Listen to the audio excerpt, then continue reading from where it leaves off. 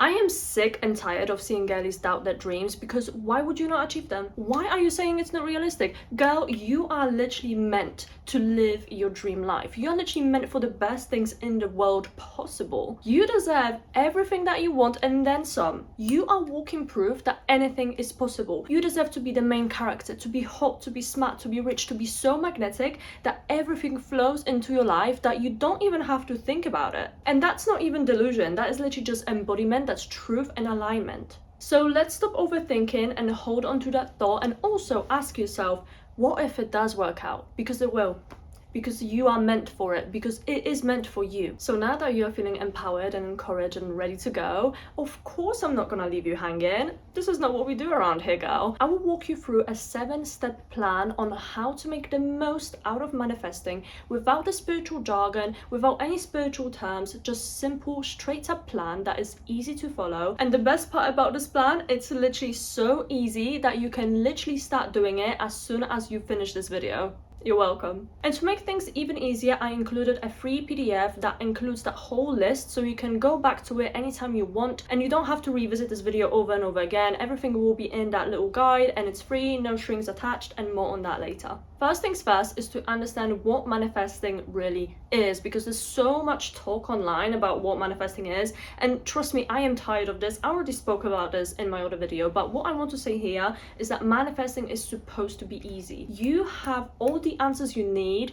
within you. Your inner wisdom, your inner guidance, that's all you need to listen to. Trust me, there's no need to overcomplicate things and focus on weird methods that take time and are genuinely confusing. All you need to do is just focus on things that empower you. So that can be literally anything. It can be makeup, it can be wearing an outfit, it can be literally listening to some music. Whatever empowers you and lifts you up, that's exactly what's going to keep you moving forward with your goals and your manifesting journey. So write it all down, because we're gonna need it later. And also I want to say that manifesting can be either spiritual or just logical. You don't have to be religious in order to manifest. Manifesting is literally for anybody on this planet. Everyone can manifest. The core of manifesting is making things happen while you are matching your identity and doing inner work in order to become a certain person, embody an identity that gets you to a certain goal. So for example, if I want to be a great runner, I have to start acting like an athlete. If I want to be a great chef, I have to show up like one every single day. If I want to be a CEO, I have to think and move and act like a CEO would. Essentially, you don't need huge investments in order to start. All you need is just embody one thing that moves you forward to that goal and makes you more in tune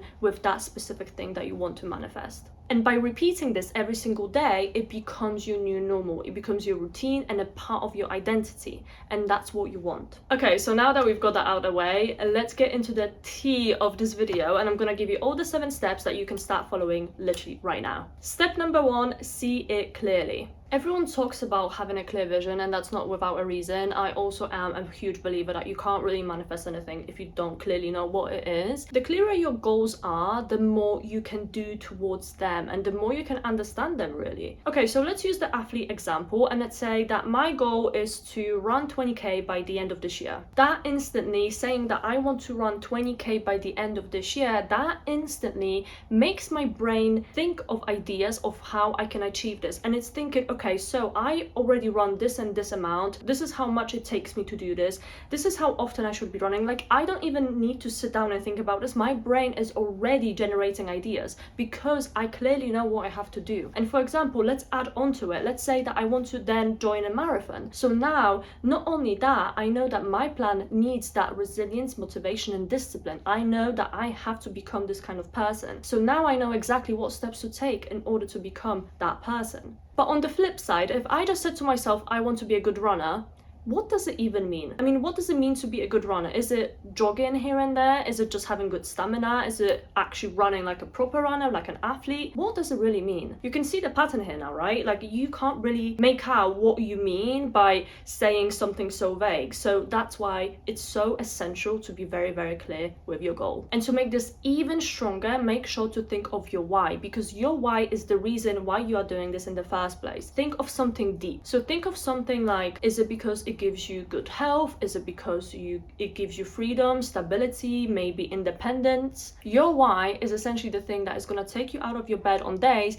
when this is the last thing that you want to do. So sit down, get a notepad and start writing all of this down, and make sure to not rush it. Be as clear as possible, be as honest with yourself as possible, and remember that there's no need to rush this because time is abundant. Step number 2, let it breathe. So when I said that I want to run 20k, I also included a timeline, right? And you might be thinking, is it actually important to have that timeline? No, it isn't, and let me explain why. It's detachment. Detachment is really key in this. As much as it is good to have a rough timeline of when you want to achieve something, it also, if it is the sole focus of your goal, it can cause so much pressure and so much uncertainty and overwhelm that you will likely give up. And this can also cause desperation, anxiety, and just all of those bad vibes that we don't want in this journey. Essentially, if you want to manifest something, you should feel fine with having it in the next 6 months or the next 6 years. The key is that you are focusing on the present moment and the journey of it, rather than focusing solely on the future and having this tunnel vision that you have an X amount of time left. Because if you think that way, you are much less likely to take risks or experiment or do certain things that maybe don't seem that logical in the moment, but they actually might give you very good results. But because if you are only focused on how much time you've got left, you might be thinking, oh, I don't have time for this, like this is too risky, I'm not gonna do it. And suddenly you are just in this tunnel vision and you are not moving forward. You actually are keeping yourself stuck. But generally speaking, a lot of people actually like that pressure. Personally, I don't, and I know that there's a lot of people that also do not like that, because that makes us really anxious and overwhelmed and just not really likely to keep going with this. Like if I feel like I have a certain amount of time left, I start getting really desperate almost, and I don't like that. So do what fits you best, but just remember that detachment is not that you don't care. Detachment is just you letting it unfold in divine timing. Step number 3, heal the blocks. Just like I said in the beginning, the core of manifesting is embodying an identity, and that, my friend, includes inner work. Manifesting simply will not work if you're subconsciously resisting the idea of being successful one day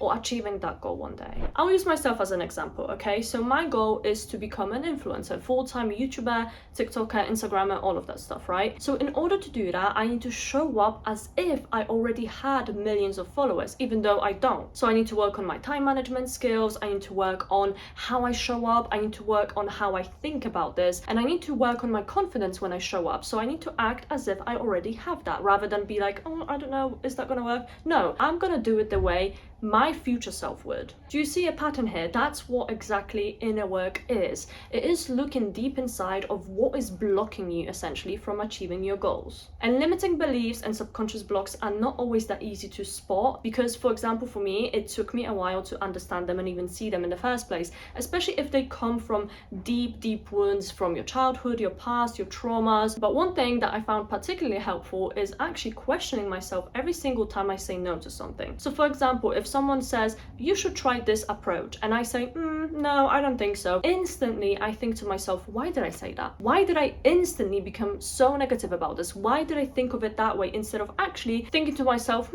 actually, maybe, yeah, that might work. Why did I do that? Why did I not do that? And that helps with becoming more self-aware and also spotting those subconscious blocks, because when you ask yourself that question, you might get answers maybe feeling undeserving, unworthy, or maybe just scared of failing, and that is exactly what's blocking you. Number 4, fall in love with failing. A lot of people are scared of failing, and I used to be too. But when I realized that failure is actually the fastest way to grow, oh my god, did that change the way I showed up? Girl, yes it did. Let me just throw in this quote I heard recently because I'm obsessed with it, okay? It goes like this: if you knew that you were only 30 failures away from achieving your goal, how fast would you fail? Let that sink in, because that's the truth. Failures are an inevitable part of any success story out there. And they literally act as a data, they act as information of what to do, what next steps to take. If you don't fail, you won't learn, and that's the reality of it. Failures are not negative, they are literally a blessing. They are protecting you from taking a path that is not meant for you. And failures don't make you incapable or anything of the sort. If anything, they make you so much more resilient and so much more unstoppable that next year you are not gonna recognize yourself. That's how crazy successful you're gonna become if only you allow failures to help you with that. So use any adversity to your advantage and you will become unstoppable. Number 5, raise your frequency, aka feel good habits. Listen, I know planning stage is all fun and games, but we all hit a wall sometimes. A recent example, 2 weeks ago, I literally had a full-on breakdown over my consecration journey and I was crying all day. I just felt so defeated and so overwhelmed. And you know what I did? I allowed myself to let it all out. I bed-rotted, I watched my favorite show, I was doing literally nothing that was connected to work. I was just doing things that were making me happy. And the next day, I woke up a completely different person. That Oriana, she was gone. She cried, she had her moment, now she's gone, she's ready to work. And I was so motivated and so inspired, and that's because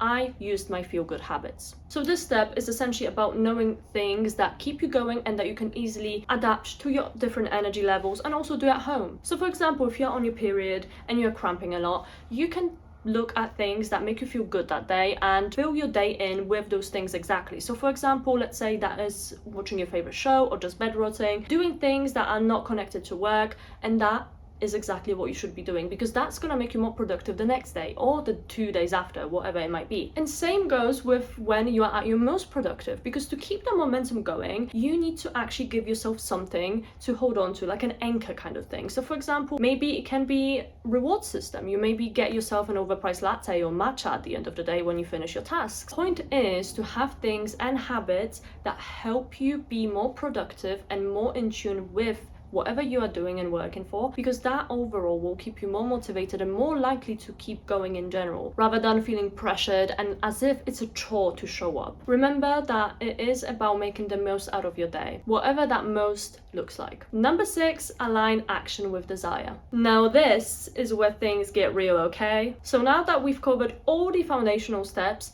it is time to act like it. The few practical tips that I'm going to throw in there are as follows. Look at your current schedule and make sure that you can add your goal into your current schedule without actually messing it up. Even if it's only 15 minutes of work, so be it. It is better than nothing. Another thing, create an image of your future self, because now you're gonna use this as an anchor. Whenever you are at doubt, ask your future self, what would she do? Also think about her qualities, how she shows up, how she prepares herself for the day. Be as detailed as possible, and remember that that is gonna change, because the more you grow, the more she grows. Another thing is have a list of things that help you step into that identity easier. So for example, it can be literally wearing a pair of heels that make you feel like a boss. Whatever it is that helps you step into it, use that. And have that written down so whenever you feel like you're in a slump, you can get back to it. Another tip is to break your goals down into small, actionable steps. And I have quite a lot of guides on this in my other videos, so I'm gonna link them all down below and you can have a look. And last tip that I can give you is that tracking your progress is literally a game changer. It's unreal how it improves everything, because our brains are literally wired to reward progress. So when you see progress, when you see how far you've come, your brain releases happy hormones. Overall, this step is what moves the needle, essentially. Start with small steps and keep adding to it, and trust me, you're gonna avoid overwhelm this way.